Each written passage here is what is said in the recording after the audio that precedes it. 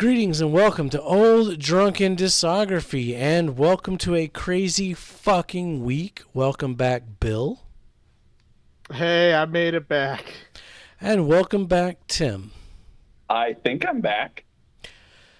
And people have been slacking, the past month. They've been here, there, everywhere, gone. It's been a fucked up week for all of us. There's a hurricane out there if you didn't know. So, you get what you get this week here on O.D.D, and we're talking Cavalera Schizophrenia. New album came out June 21st. We're a little bit behind, but hey, fuck the algorithm. Bill? Hey, remember? Like and subscribe because the algorithm never has liked us, regardless of what we try to do. Fucking Windows Security just gave me an antivirus thing. Maybe they don't like saying fuck either. I don't know. So yeah, Tim brought us this one. And absolutely. He brought us this band last year before Bill joined the show. He had 2 fucking albums from this band in his top of 2023. Yep. I didn't listen to them because, the formula, I don't have to listen to all the records. But I had to listen to this one. So, new album review, Schizophrenia. Tim, I just got one question.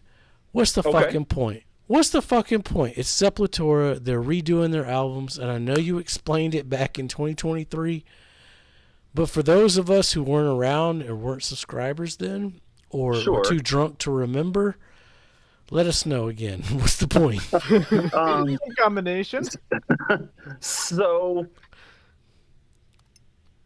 Sepultura, of course, was started by the Cavalera brothers back in Brazil in the early 80s.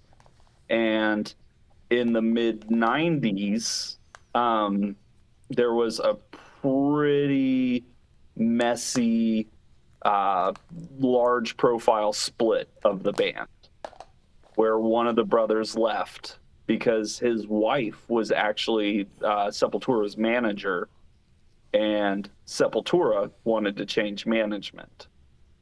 So there was it's a real spicy breakup back in 97, and Sepultura continued with Igor. Igor remained, and they got a new singer in, and Andreas Kisser, who is still in Sepultura, and actually joined Sepultura on Schizophrenia. Imagine that. He's the one that's still in the band, and of course Paulo, but it's Paulo. But anyway, long story short, Igor eventually leaves Sepultura because in that split, Sepultura continued, and Max started a new band called Soulfly. And at the time, Soulfly actually ended up being a little more popular, I guess. People kind of dropped off of Sepultura. And I think Igor got a little discontent with that. So he leaves. And so that opens up the door to eventually Max and Igor reconcile. They are brothers, right? And they went almost 20 years without talking to each other. And, that's just a shame in any family. So everybody was super happy that they were even talking to each other. And that eventually led to the formation of the Cavalera Conspiracy, which was Max and Igor writing new songs together. And, that, fans caught on, but it didn't really do anything in the metal scene of the 2010s or whenever that was. And so that's kind of devolved into Max and Igor under the Cavalera Conspiracy banner would go out and play old Sepultura albums live. Okay. And people went to those because that's where the magic was. And so that eventually led to last year. They re-recorded Morbid Visions and Bestial Devastation, which comprised the first Sepultura album. which back in 1984 was recorded by a bunch of teenagers who didn't even have a full drum set or all the strings on their guitars in a studio in a third world. Sounded like shit. Like everybody knows that album's terrible. But musically, it's actually pretty advanced, as those re-recordings showed last year. And I thought that was going to be it. I thought they chose those because there wasn't going to be a legal dispute with Andreas. Andreas had nothing to do with those albums. But this one is the one where back in '87, Andreas started contributing to Sepultura. So I was shocked when they announced this. Shocked. But of course it came out, and excuse me, and I checked it out, and yeah, so going back to Sepultura, which I'm sure we'll get to on this channel eventually. It's a pretty big discography, though, with a lot of, backstage stuff.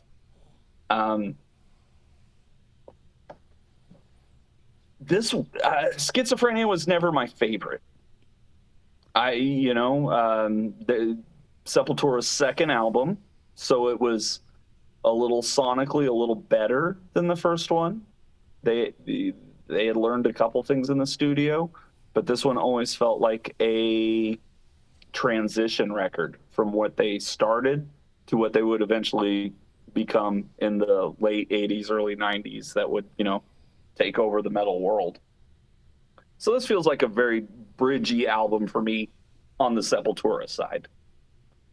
On this side, much like Morbid Visions and Bestial Devastation, they are performing the shit out of these songs, and it sounds great. And there are now guitar harmonies that you couldn't hear on the original Sepultura mix that are now pretty prominent. And I don't know, I talk a lot about nostalgia on this channel, and I know in my in my personal life, I feel that moving forward is always a better option than trying to go back. And so just by definition, nostalgia falls into that. And so I try to avoid it, especially when I see, I remember the 90s. I listened to music in the 90s. And now I see people who weren't alive in the 90s cherry picking bands and songs from the 90s, and they're like, oh yeah, this was a 90s classic. And I'm like, no, it wasn't. When the band live holds just as much weight as a Pearl Jam or Nirvana, there's something wrong. Right. And oh God, what was it? The other day, someone came up to me and they were talking. What was the band? I think it was the Gin Blossoms. Hey, jealousy. They had one hit that was people liked for a month. They had fucking Allison Road, dude. That was a good song. Oh, see, I don't even know that one. I'll stand by some Gin Blossoms. Okay. But anyway. But they're no Nirvana. That's not the band you should be picking from the 90s, No, it's a one-hit wonder for sure. Yeah. So I'm pretty against nostalgia. But I'm for it if it's done right. I loved the last Mr. Bungle album that they wrote in 1985 and recorded in 2020, And I loved the re-recordings of Morbid Visions of Bestial Devastation. I think they're great. I don't know if this one's as good as those. I have one major complaint with this one. But otherwise, I'm very happy to hear these songs. Like Inquisition Symphony is a metal classic. It's been a metal classic for 35 years. That is a thrash metal masterpiece. And now we can actually finally hear it. And I love that. My notes for Inquisition Symphony say, Slow, pretty intro just means some hard shit is coming. Yep, there it is. Drummer is insane. Yeah. Holy shit, that was a 7-minute instrumental. That was worth the 7 minutes.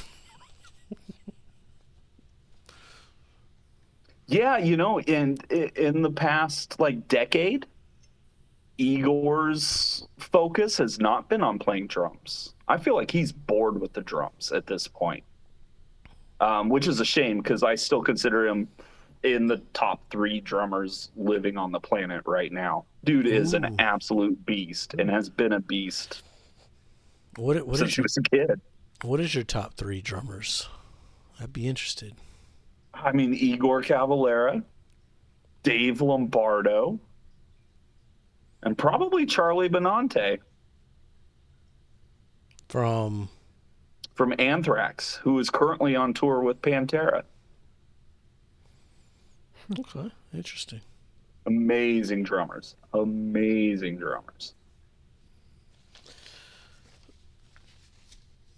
But yeah, Igor's always in that conversation. So Bill, what did you think? What's your history with Sepultura Cavalera? So yeah, my history. Let's see. When we recorded 1991, I believe was when Tim had the one Sepultura record in there, and I thought he put a spell on me when he was quoting some of the lyrics. Aside from that, no real connection. I mean, it's kind of interesting, like technically it's a new name, but it's a re-release of the album is what it is. It's not just a re-release, it's a remastering. It's a complete re-recording. It's complete, just everything redone. And that's not something I feel like is done often. Where like you're completely redoing the entire album start to finish. And I can appreciate, I don't want to say they updated the album cover, but it's the same album cover design. But it's like, okay, we're gonna make it a little bit different, more like a pastel, paint job or something like that. Which they did last year with the Morbid Vision's Bestial Devastation. It's essentially the same cover, just updated. Yep. Which, it'd be interesting to see if they continue to do so. It really will, because if they do, like this was the first one with Andreas on guitar, and then the next one is the first one that like people really started noticing them outside of Brazil, and they started really breaking through on the next one, where Andreas had a lot to do with, So, and I know that feud is still going. I think in the last like couple weeks, since 1996, so almost 30 years, every couple of months, there's something in the press about will Sepultura ever reunite? And that happened again. And apparently Max and Andreas were both kind of into it. But now Max is back to no, never going to happen. And to quote him, he's like, and there's no point because everybody who knows that Sepultura is really me and Igor.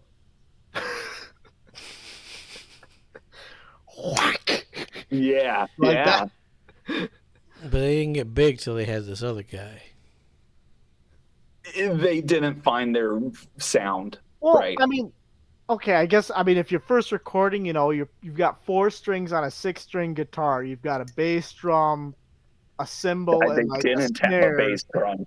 But they didn't have a bass drum. Which, especially if you're playing metal, like I feel like a bass drum is at least a little bit helpful. Yeah. Like, if you're starting with nothing, like, it's gonna sound like shit. Mm-hmm. And you've never been in a studio before. You probably they didn't even tune the guitars. They didn't even know you needed to do that.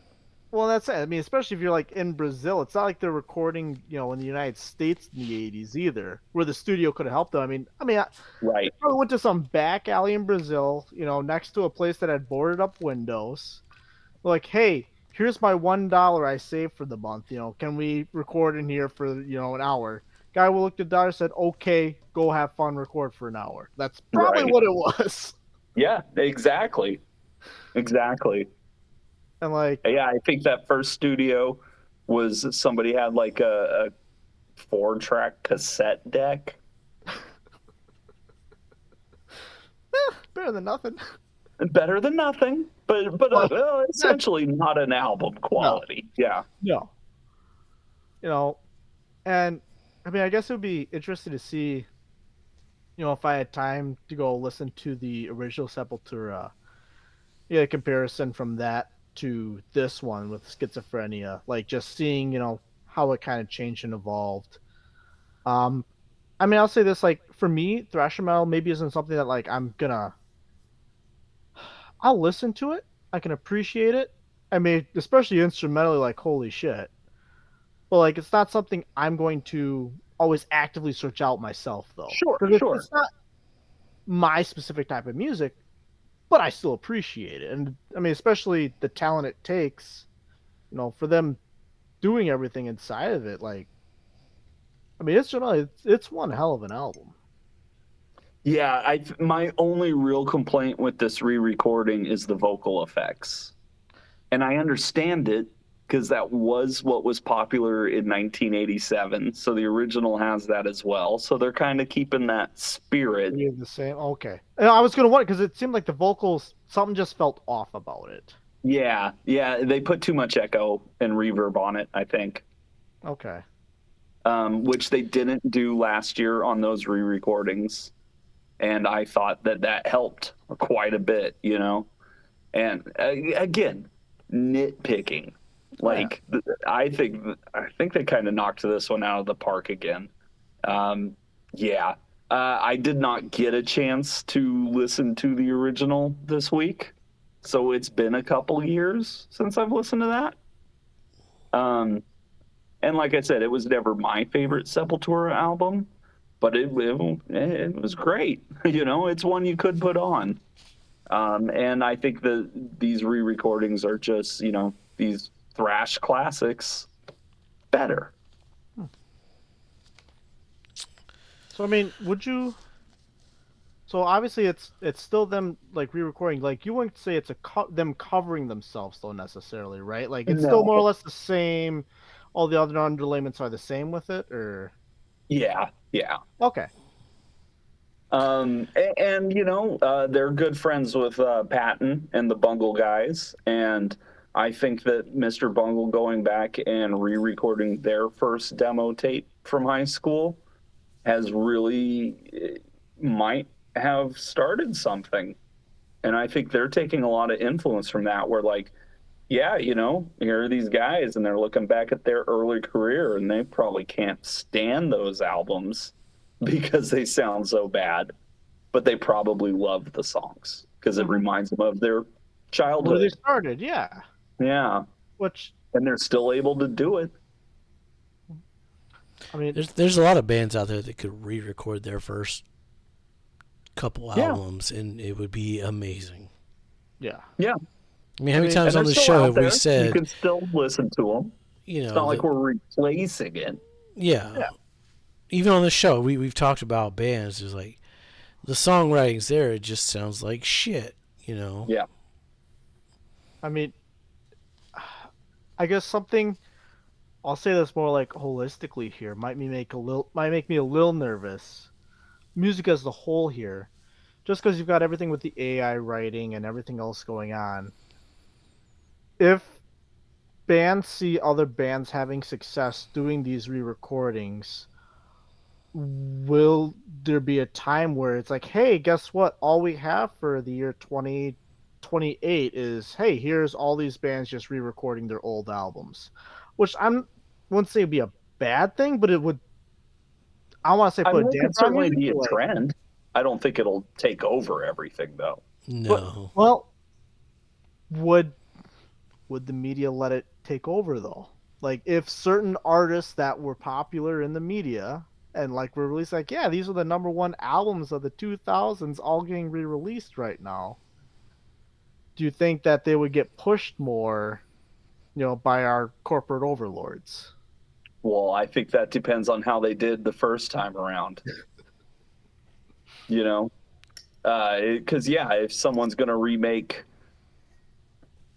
for example, American Idiot, not that you would need to, but if the timing's right and enough people weren't around in 2004 to catch that first wave, Say we at maybe. 2034, yeah. Yeah, but no, but maybe Weezer wants to record the Blue album again and put that out for the 50th anniversary. No, it only works with bands like if Green Day re-recorded 39 Smooth Out Slappy Hours or Kerplunk, that would be make more great. sense. Sure. Yeah. But Dookie was successful. American Idiot was financially successful. It doesn't make sense to redo those. I guess. So I suppose it probably would never be with the successful ones, but like, do you think a band would use it as like a more of a crutch? Then I guess might be the better phrase. Like, oh yeah, like our first album didn't do well. Well, let's just re-record it and send it back out again. If a band got popular on their like second or third record, yeah, they could potentially re-record that first record if it sounded like shit, and I think it'd be okay. Yeah. Yeah, I don't think there would be a problem with that. I don't think there'd be a real backlash, unless it turned into like super mainstream. I don't know. Well, not even that. Just I've known enough songwriters in my life where they never feel the song is done. Right. Yeah. And so it's like, okay, we put this out, and then we're gonna George Lucas it up and add some more stuff to it in 5 years, and then in another 20 years we might even add some more stuff and take out that. I think no. But if you're just if you're in your 50s and you're like, man, remember when we were teenagers, that was awesome, that I'm okay with if you do it well. Yeah, Bouncing Souls could redo their first record and it would probably be a lot better. Yeah. But getting back to this, is a fine line, though, for sure. Getting back to this actual album, I'm glad you guys pointed that out, because my notes for the first song just says, "Bum." This is what I think of when I think of metal. No idea what the lyrics are. There's a weird echo on the vocals. To the Which wall. Again was popular in '87, so I can see where they're doing that to kind of hold on to that, but I would have probably changed that. That's where the whole re-recording comes in. Like, hey, we probably shouldn't have done that. Let's like The Last of Us, right? They redid The Last of Us, or Resident Evil 2. Okay, great fucking game. It was a classic. They took it, they redid it, they made it better. Yeah. These guys could have done that. They could have dropped that weird fucking 80s echo bullshit. Right, which means and since they didn't, that means that was the conscious effort to no, that's a part we want to keep. Yeah. And I don't know. Okay. I've never heard the original, so maybe it works on the original. I don't know. It works better on the original, I think, because it matches the fidelity. Yeah. And it sounds weird here. Yeah, I agree. To the Wall goes fucking hard. Drumming's insane. Weird sounds. What the fuck is that? Ask Tim about drum rolls. That's what my notes say. Oh, I'd have to go back to that one, but Igor has always been good drum rolls. Well, yeah, but he also will throw in a paint can or a oil barrel or something to give you that extra little. Maybe that's what it was. Something was weird. Yeah.